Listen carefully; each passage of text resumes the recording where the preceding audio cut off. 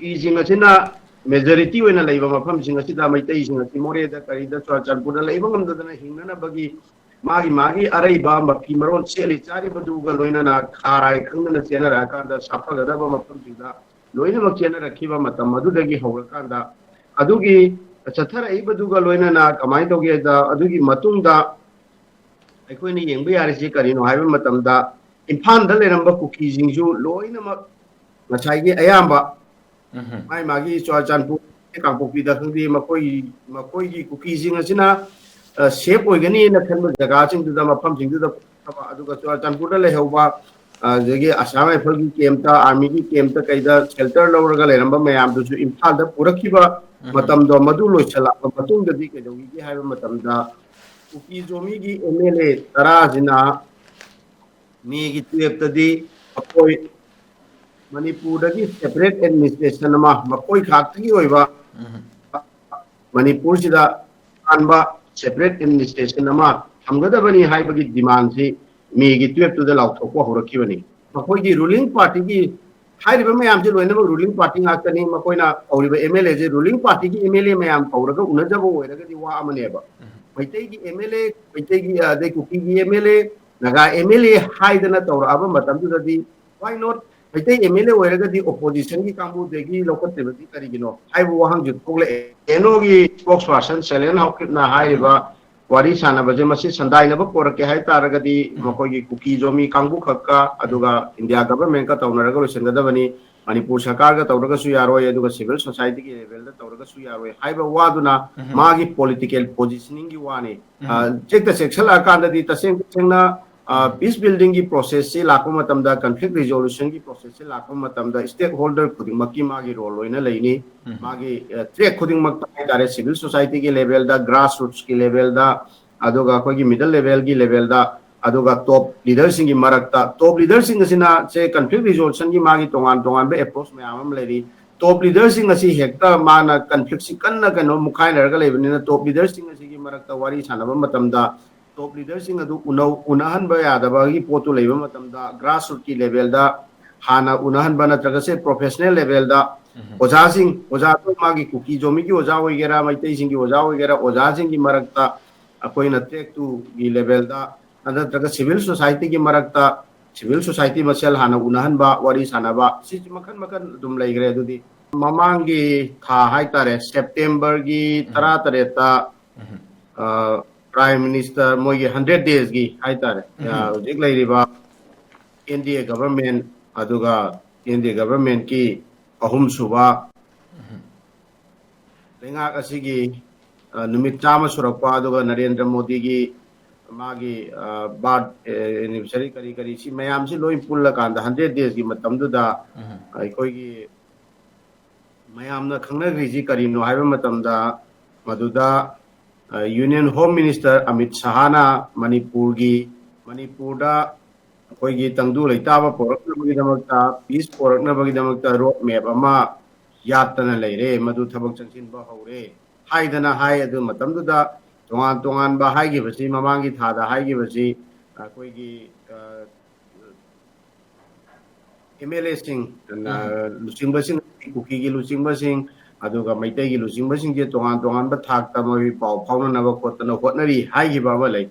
अदुगी पोतुनी अदुगी माना मतमदुदा ममांगी थादा हाइगिबा होजिक लैरिबा NDA government की Modi government की नुमित चामा सुरक मतमदा हाइगिबा वाफमदो मदुगी थबक ओइना पांथोकपा ओइना उतपा ओइना तौरकपा खोंथांग अमनि हाइना लौबसु याय अयाम मतमदा मुक्नबगी सिगी कन्फ्लिक्ट सी याम चावना लेबा मतमसिदा लोइनमगना सी अदुम अंडरस्टैंड तौनबा खंगनबा पोनी मैथंगदा अनयामना मुक्नरजो हाना सुनबा मिसी मिना मयाम यावरगसु मैथंगदा टेबलदा लाकांदा फमिनबा हाइबसिदी मसी लोइना चनबा गाकनी अदु गाकनी लोइनमग वारोइसिन पोरकपा मतमददी टेबलदा लोइना यौरकपनी अदुबु सिदै वाहंग अमा थोरा इदी करिनो हाइबा मतमदा हौजिक हाइरिबसिदा यूनियन होम मिनिस्टर ना अमित शाह ना मरोइना union ministry of home affairs ना MIC ना इनिशिएट तौरकांदा माना कन्वेन तौरिबा मीटिंग मसीसी हौजी अयाम रिपोर्ट तौनरिदा हाइरिसी Meitei MLA sing, Kuki MLA sing, Naga MLA sing, Haidana, Haibo Wapamasida, Koi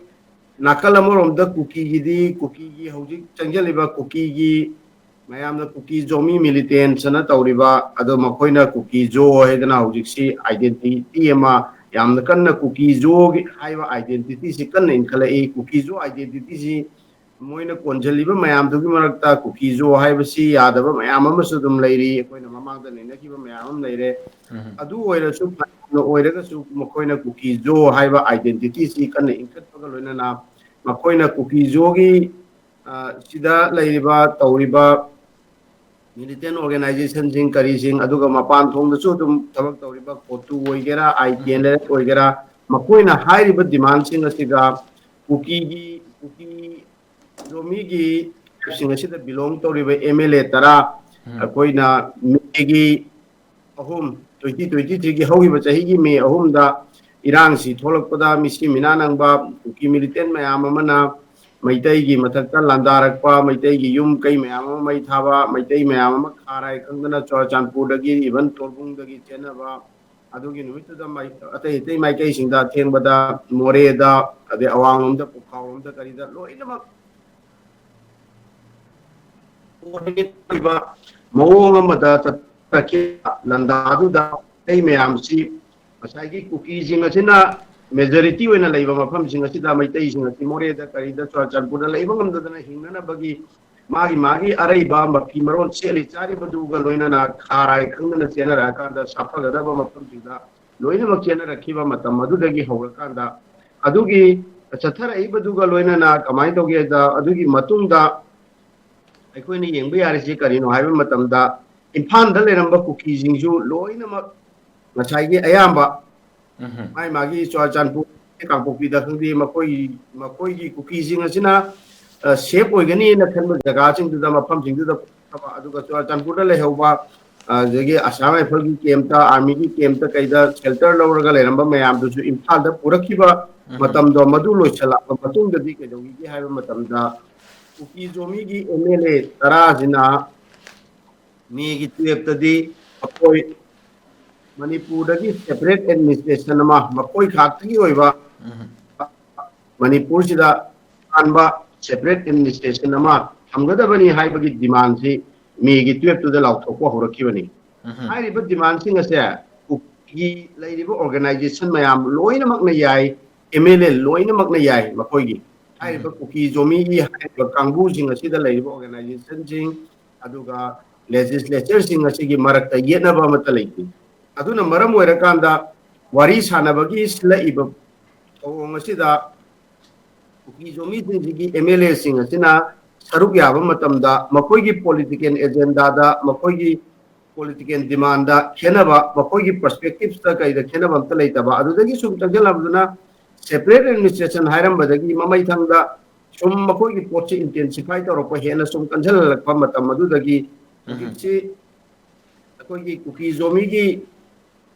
makoina kuling ba kunjing mafam sing asida maitai mata tang ba bagi po leite chang ho matam da si ba na gi ba pa gi ba hat gi ba mating kangre andak ta thodo ma recently to yamna aga komong da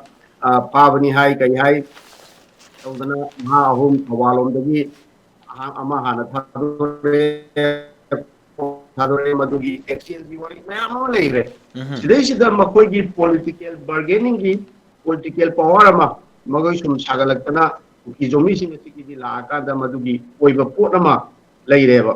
maitai gi dadi tholai ba wahang di ji makoina kana union home ministry na hari jinda maitai ga Kuki ga khanaba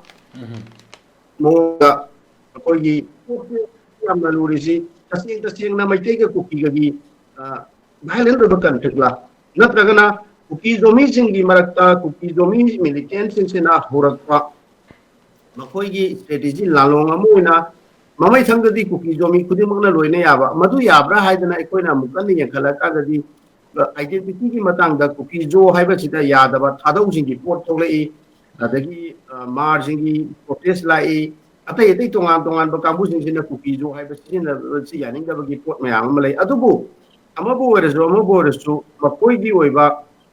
separate administration amadi union territory separate administration de karamba separate administration no union territory legislation ki court hai yadi makoi kena bhalai tabada mo to court ama ikoi na loina uba phangi ado maitai MLA sing ase maitai hi oibe ya ba but makoi khantagi MLA ra se khudam moina hairasu zik chappa sida yawum dabadi yai wangkhai kendra dagi kare ba thangjam arun kumar ji maitai thaki MLA ra khudam moina ipuri leiba ꯑꯩꯈꯣꯏꯒꯤ reserve ꯁꯤꯠ ꯅꯠꯇꯕꯁꯤꯡꯁꯤꯗ ꯀꯥꯔꯤꯕ MLA ꯁꯤꯡꯁꯤꯗꯤ Meitei ꯈꯛꯇꯒꯤ MLA ꯅꯤ ꯍꯥꯏꯕ ꯌꯥꯗꯕ ꯃꯌꯥꯝ ꯑꯃ ꯃꯔꯝꯗꯤ ꯁꯤꯗꯩꯁꯤꯗ ꯆꯦ ꯈꯨꯗꯝ ꯑꯣꯏꯅ ꯍꯥꯏꯔꯁꯤꯅꯦ ꯍꯣꯏ ꯄꯥꯡꯒꯟꯁꯤ ꯃꯩꯇꯩꯒꯤ ꯄꯥꯡꯒꯟꯅꯤ ꯃꯩꯇꯩ ꯑꯣꯏꯅ ꯑꯗꯨꯝ ꯂꯣꯏꯅ ꯂꯧꯏ ꯃꯥꯒꯤ ꯃꯥꯗꯔ ꯇꯪꯁꯤ ꯃꯩꯇꯩꯔꯣꯟ ꯑꯗꯨꯝ ꯑꯣꯏ ꯃꯩꯇꯩ ꯑꯣꯏꯅ ꯑꯗꯨꯝ ꯈꯟꯅꯕꯒꯤ ꯄꯣꯠꯁꯦ ꯑꯗꯨꯝ ꯂꯩꯔꯦ ꯄꯥꯡꯒꯟꯁꯤꯡꯒꯤ ꯃꯩꯇꯩꯅꯤꯅ ꯑꯗꯨꯝ ꯂꯧꯔꯦ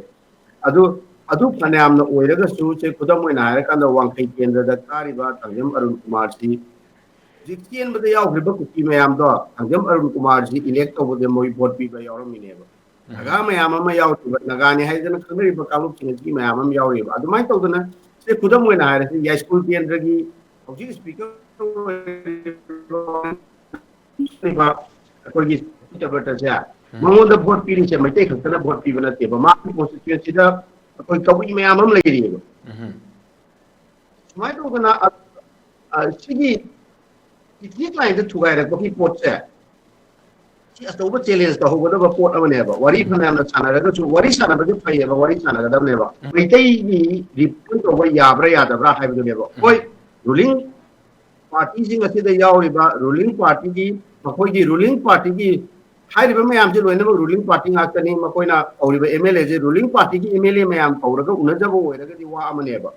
maitai gi MLA maitai gi de kuki gi MLA naga MLA haidana tawra aba matamdu di why not maitai MLA oiraga di opposition gi kambu de gi lokoteba di karigino haibu wahang ju tole na aikoina yengba ya ruling party the lady by MLA singi manu matuda kuki da yawa ruling party gi MLA sing maitai dagi karakwa kuki party ruling party gi MLA sing duga naga dagi karakwa ruling party gi MLA sing mayam do unarakanda Manipur gi lady ba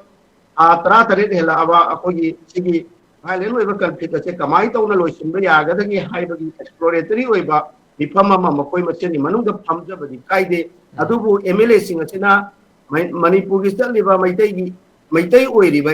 MLA sing haitare maitai MLA naba maitai oiriba MLA sing asina maitai represent tawraga tatwa matamdu dadi madugi tholkadaba consequence mayam ama laiganeba maramdi faidai sida maitai oiriba MLA sing ase makoi gi perspective ka miyam gi taseng na maitai miyam na khalliba wakhalon uriba wakhal miyeng asiga sasanaba yadaba pot mayam ama he conflict mayam ama muk lairiba aduna di maitai oiriba MLA sing asina maitai oina represent tawrakanda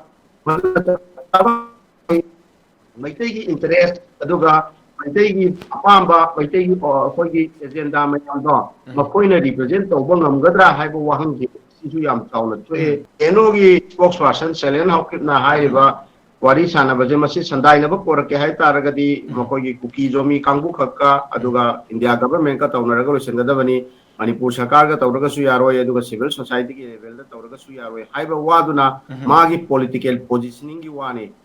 chekta section akanda di taseng sengna peace building ki process se lakpa matamda conflict resolution ki process se lakpa matamda stakeholder khuding maki magi role loina leini magi track khuding mak tare civil society ki level da grassroots ki level da aduga khoi middle level ki level da aduga top leaders singi marakta top leaders sing asina se conflict resolution ki magi tongan be approach mayam lady top leaders sing asi hekta mana conflict si kanna kano mukhai larga lebnina top leaders sing asi ki marakta wari sanaba matamda top leaders sing adu unahan ba yadaba gi potu leiba matamda grassroots ki level da hana unahan bana tragase professional level da oja to magi kuki jomi ki oja hoigera maitai sing ki oja hoigera oja sing ki marakta